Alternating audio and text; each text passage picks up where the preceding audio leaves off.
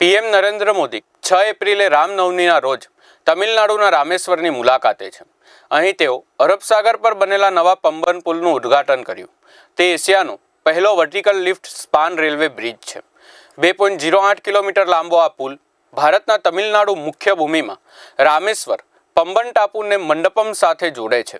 November 2019માં વડાપ્રધાન મોદીએ પોતે તેનો શિલાન્યાસ કર્યો હતો.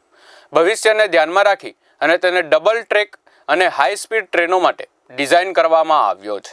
દક્ષિણ ભારતના રામેશ્વરમ અને ટાપુને જોડતા દેશના સૌપ્રથમ પમ્બન રેલવે બ્રિજનું લોકાર્પણ વડાપ્રધાન નરેન્દ્ર મોદીના હસ્તે કરવામાં આવ્યું. અત્યંત આધુનિક ટેકનોલોજીથી નિર્માણ કરેલા પમ્બન રેલવે બ્રિજ દેશનો સૌપ્રથમ વર્ટિકલ બ્રિજ છે. ગુજરાત માટે ગૌરવની વાત એ છે કે અમદાવાદની એનફ્લેક્સ સિસ્ટમે vertical lifting mechanical engineering work સફળતાપૂર્વક સંપન્ન કર્યું છે. વિશ્વ પ્રસિદ્ધ યાત્રાધામ રામેશ્વરમ ટાપુ અને રામેશ્વરમને જોડતો રેલવે બ્રિજ 1914માં અંગ્રેજોએ બનાવ્યો હતો.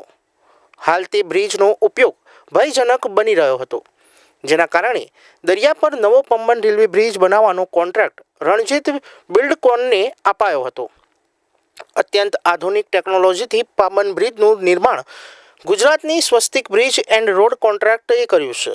ત્યારે અત્યંત આધુનિક ટેકનોલોજીથી નિર્માણ કરેલા પમ્બન બ્રિજને 2.6 કિલોમીટર લાંબો છે, જે 333 પિલ્લર્સ પર રેલવે ટ્રેક તૈયાર કરાઈ છે. પમ્બન બ્રિજ નીચેથી જહાજ, સ્ટીમર અને બેટને પસાર થવા માટે સ્પાન તૈયાર કરાઈ છે. હાઇડ્રોલિક સિસ્ટમથી સજ્જ કરાયેલી સ્પાન 17 મીટર ઊંચે જઈ શકે છે.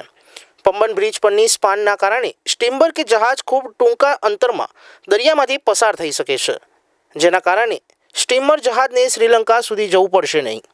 રણજીત બિલ્ડકોનના મહેશ પટેલ, દિલીપ પટેલ, અશ્વિન પટેલ અને રવિરાજ પટેલની ટીમે સૌપ્રથમ વર્ટિકલ બ્રિજ નિર્માણ કર્યો છે.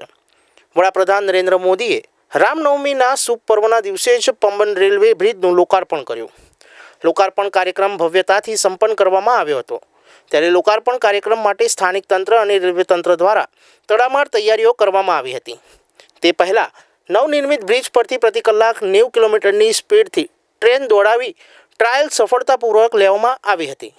ઉલ્લેખનીય છે કે નવા પમ્બન રેલવે બ્રિજનું બાંધકામ વર્ષ 2019ના ડિસેમ્બર માસમાં શરૂ કરાયું. અત્યંત આધુનિક ટેકનોલોજી ધરાવતા બ્રિજનું નિર્માણ કરવાનું કાર્ય 2025માં પૂરું કરાયું હતું. વડાપ્રધાન નરેન્દ્ર મોદીએ રામેશ્વરમ તાંબરમય ટ્રેનને લીલી ઝંડી આપી હતી.